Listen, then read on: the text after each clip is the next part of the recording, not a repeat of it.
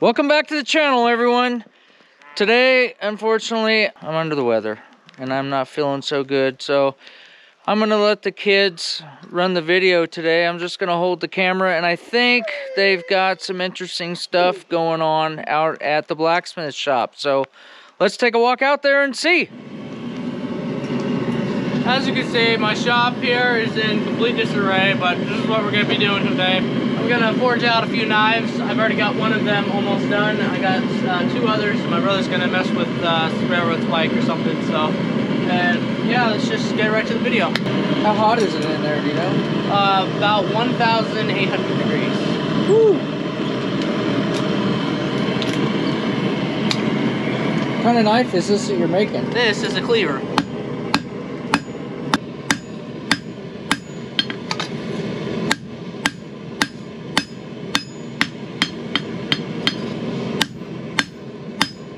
So I'm drawing out the handle here because there's a little bit of a hole here where I cut this out of, and it was a piece of leaf spring, so it has a hole in the center, so I had to cut beside that. So I'm going to draw this out far enough to where this is out of the way.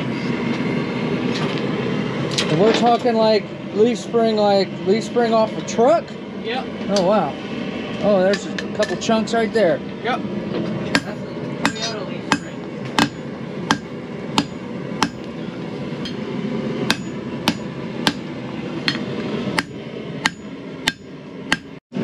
What are you working on over here in this corner? I'm electrical taping the handle because got a huge chip out of it. Oh, gotcha. So this is my handy dandy forge hammer. Gotcha. Got it from our Nana and Papa when we were blasting rock up at our other place. Nice. So you don't know what you're making? Not really. I got a kind of an idea, but I don't do this stuff, so I'm sneaking around so I don't have to do my chores. Oh. So you're gonna make another unique knife for your mom? No. I'm just going to forge the blade out and let DJ do whatever he wants for it. Oh, right on. Is this a different knife? Yes, this is the third one. So I just go rotate back and forth between all of them. Right. Multiple times. So what are the other two knives that you're making? What was the one you just put in there? So that one is the small skinner. I'm going to do two skinners. One of them is going to be a small, and the other one's going to be a medium.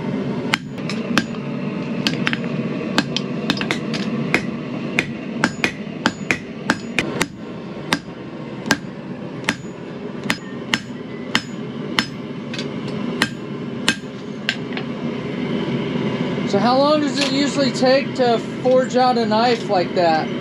Like that, it takes about 2 hours of just hammering and pretty much just a lot of hammering and elbow grease. What about you and this railroad spike? How long is it gonna take you? As much patience as I got. Oh, okay.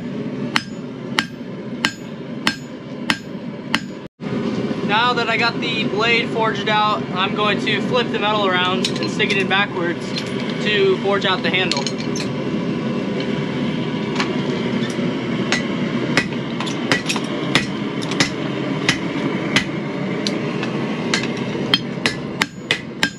So your plans to make a cleaver set?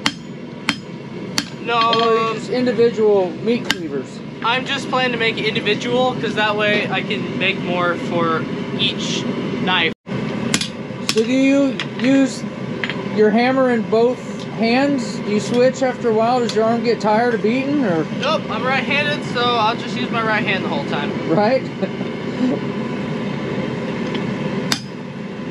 What happened to your big forks that usually you pull stuff out of the forge with? Oh, my tongs? Yeah. So I use those for like more rounded stock because they're homemade, so I use these more for rounder equipment. So yeah, you made those? Yeah. Oh, right on. What size of forge is the one that you have behind you? So we're using a 2-foot chili forge. It's got a 4-inch gap for the opening, and so it's 4x6, so you can fit fairly small stuff in there, but pretty much just knives is all I do, so I don't need anything big like plows or anything like that. So If I were to heat anything else, I would use my coal forge, which is outside, the one under the tarp.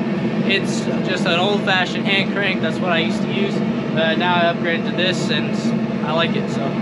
Oh, good. And I guess a person can own one of these for what? Around $1,500 bucks? $1,700 to $2,000.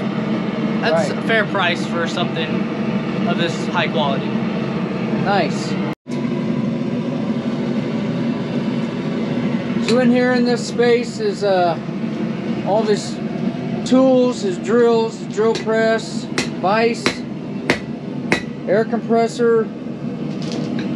He's got a welder in here, a couple of anvils,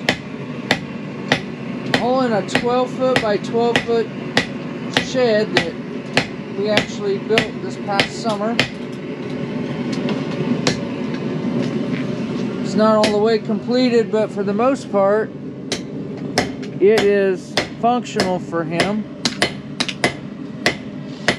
We need to get a set of doors on here and finish the walls. So what we're doing here is doing just a normalization process, just bring it up to kind of a like brighter than mustard yellow, just enough to keep it from being magnetic.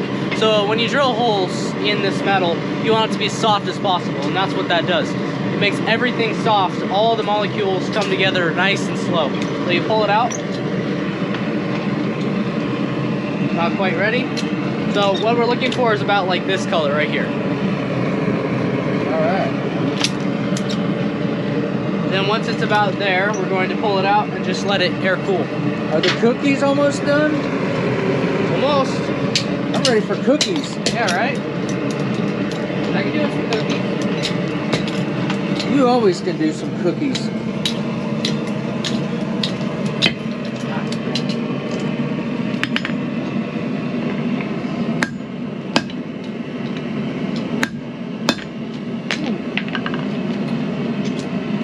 Jumped out. Was it hot? That happens a lot. Oh, it popped out off of the pliers. Or vice grips. Yeah. You're supposed to use different kind of pliers for like this job, but I don't have any. They're really expensive. Well, if we could sell some knives, we could probably afford to get some of the proper clamps.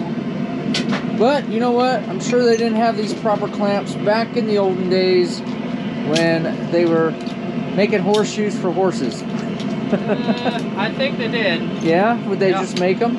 Yep.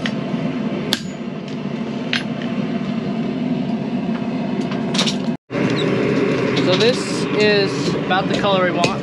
So what we're going to do is just put this over here, and we're going to let this air cool. And also the coals that I'm putting this in will also make everything slow down in cooling off. Trash can won't catch fire, will it? No. Okay. So this is actual coal. This is green coal. And I used to use this for the forge outside. So this will sit here for a little bit.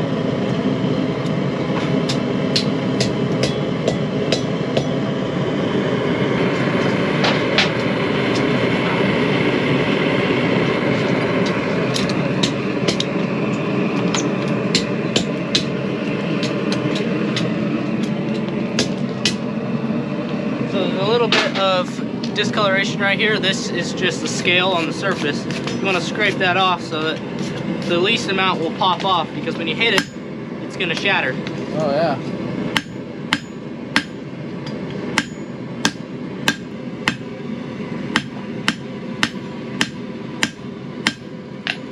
What other method is there to drawing out metal like that? So to speed things up, this right here is the fuller side of a hammer, and this will basically push the metal one direction instead of spreading it like a giant, like if you were to smash something flat, it would blow up every direction. But this, it will go this way, just spread. It won't go from side to side, it'll spread. So you hit it multiple times, then you use this hammer and clean it up on all the edges, because it'll make kind of a bunch of dents in it.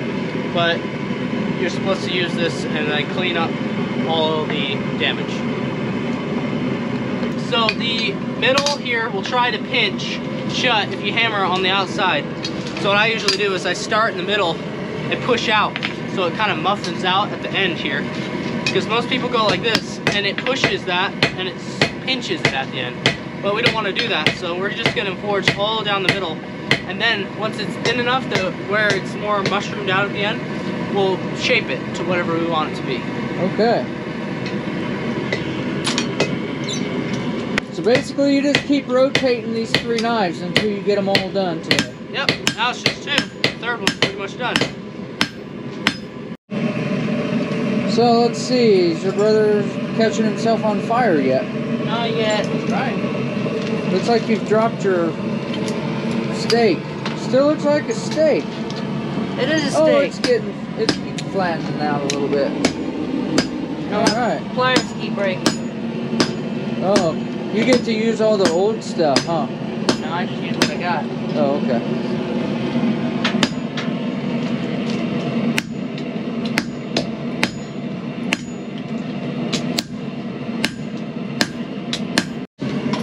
Drake, it looks like you're making a knife now.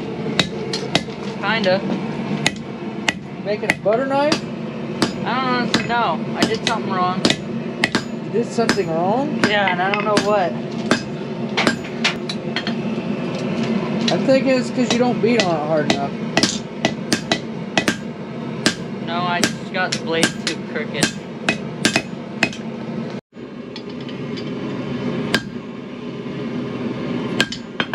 So what size hammer are you using now? It's a like 6 or 7 pound, I don't know for sure, but I use this occasionally for doing things a little quicker.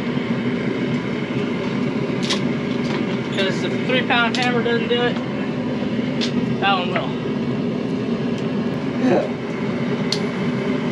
What's up there on your wall in that sleeve up there? It's a project. Been working on it lately. What kind of, what is it, a dagger or a sword? It's a sword. It's just like a, it's more of ornamental. It's not made out of anything real, like, usable. Right. Steel. So it will cut, but maybe it won't cut. Will it keel? It'll keel. Yeah, it'll keel over and die. So it'll break? Probably, if I tried to hit something solid, it'd probably break. Yeah. I could cut things with it, just not very solid. Right. So it's more for just something for looks. Yeah. It's made out of this right here. This is mild steel. Oh, gotcha. A ton of that. Some like plate then. Yeah. Steel plate. I kind of wish I made it out of leaf spring. I made this katana out of leaf spring. That another project? Yeah, another one. I'm sure somebody will want a katana eventually. Right.